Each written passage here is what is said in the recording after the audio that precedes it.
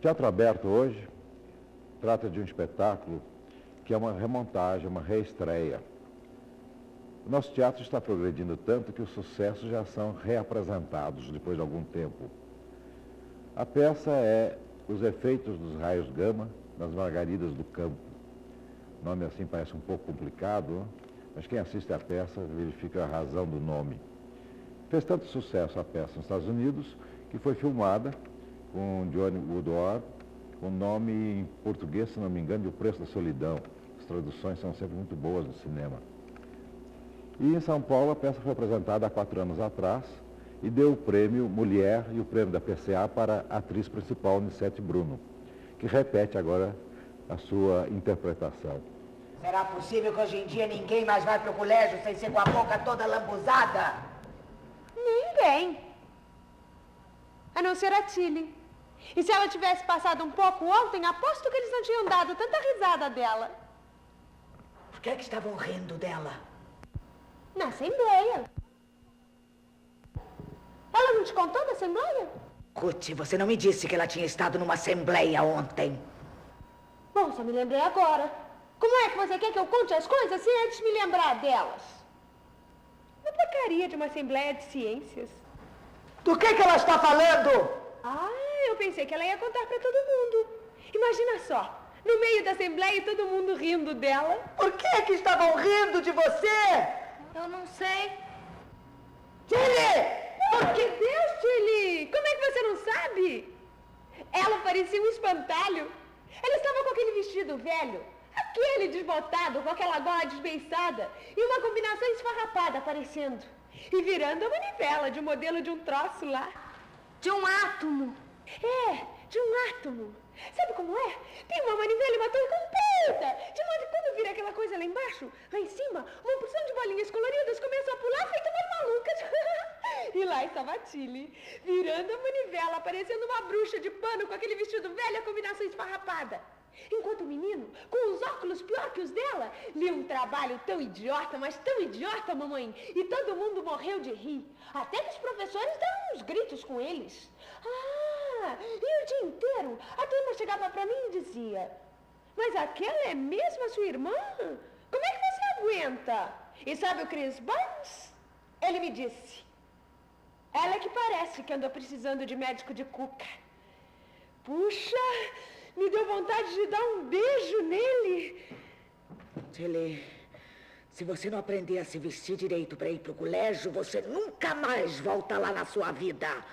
Eu não admito que riam de você, porque quando eles riem de você, estão rindo de mim também. Eu não quero mais você virando manivela de átomo.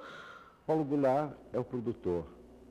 Paulo, por que você resolveu produzir esta peça a primeira vez e por que resolveu apresentar novamente esta peça 4 anos depois? Pela importância da peça, pelo trabalho propiciado a Nissete, pela possibilidade de um público jovem poder assistir a esse espetáculo.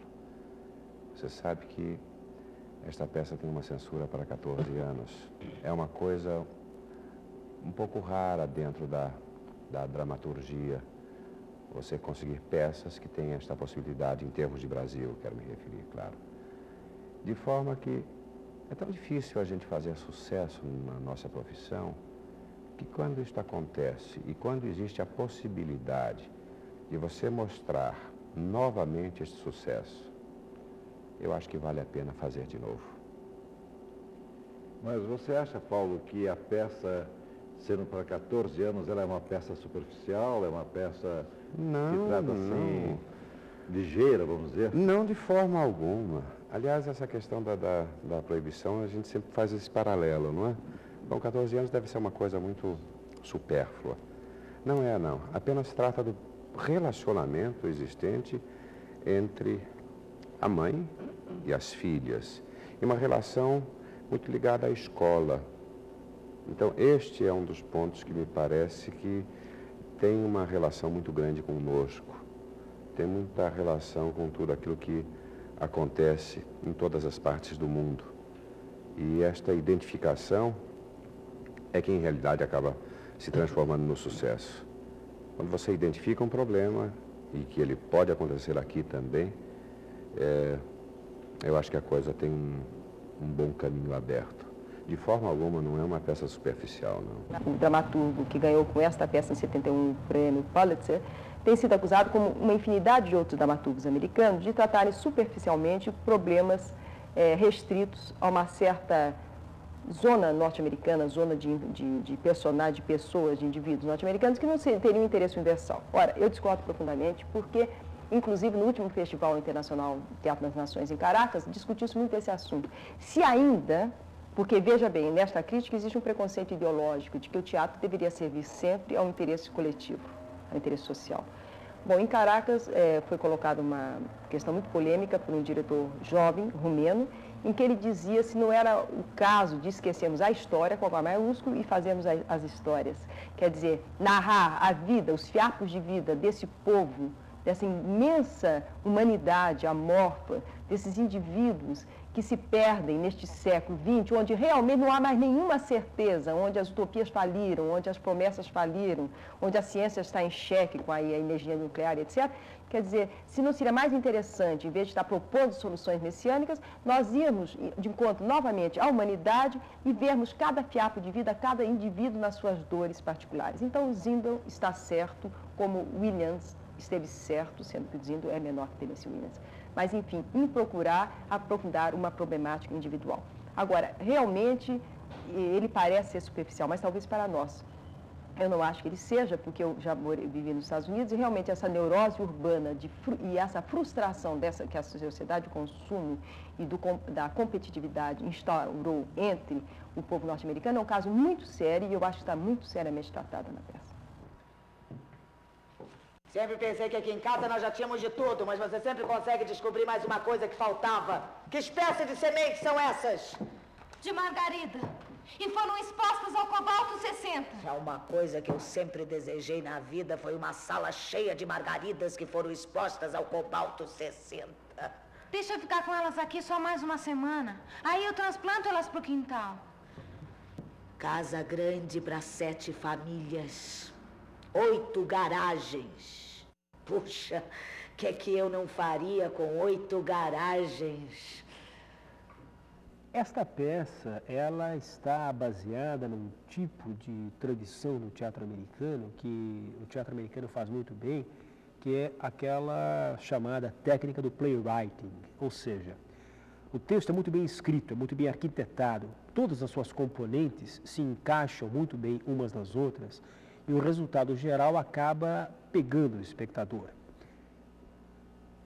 Eu não acho que se possa falar propriamente em grandes problemas existenciais como um texto desses, do Paul Zindel. O Paul Zindel, que é o autor da peça, ele é vamos dizer, é um tributário menor daquela grande corrente do teatro psicológico americano, cujo maior expoente, sem dúvida, é o Tennessee Williams, que foi o grande poeta, que é o grande poeta americano, capaz de retratar as personagens, principalmente as personagens femininas, frágeis e que enfrentam um destino adverso. Paul Zindel é vamos dizer, é um sub-Tennessee Williams. Mesmo assim, é um autor que sabe manipular bem as situações dramáticas. Então, a peça coloca essas questões que você falou, essas questões, vamos dizer, existenciais, coloca razoavelmente bem, porém, falta um texto desses aquela dimensão maior, aquele sopro maior de verdade que tem, por exemplo, o Bonde Chamado Desejo, de Tennessee Williams, ou a Margem da Vida, ou as grandes peças de Tennessee Williams, em suma. Olha só quem está aqui. Nani conseguiu chegar até aqui sozinha. Ainda bem que eu tenho os meus cigarros. Vamos lá, Nani. Vamos sentar bonitinha que eu já vou cuidar dela. Eu fico com isto nas mãos. E você só consegue pensar em plantar margaridas. 1, 2, 3. Acertou. Tem chazinho quentinho, bolachinha, mel. Quer tomar chazinho quentinho, comer bolachinha com mel? Até hoje não falhou uma só vez. Basta me sentar para tomar um gole de café que essa cara aparece ali na porta. O que será que ela faria se eu derramasse esse chá quente todo em cima da cabeça dela? Aposto que nem percebia! Ele vai ganhar tudo que precisa.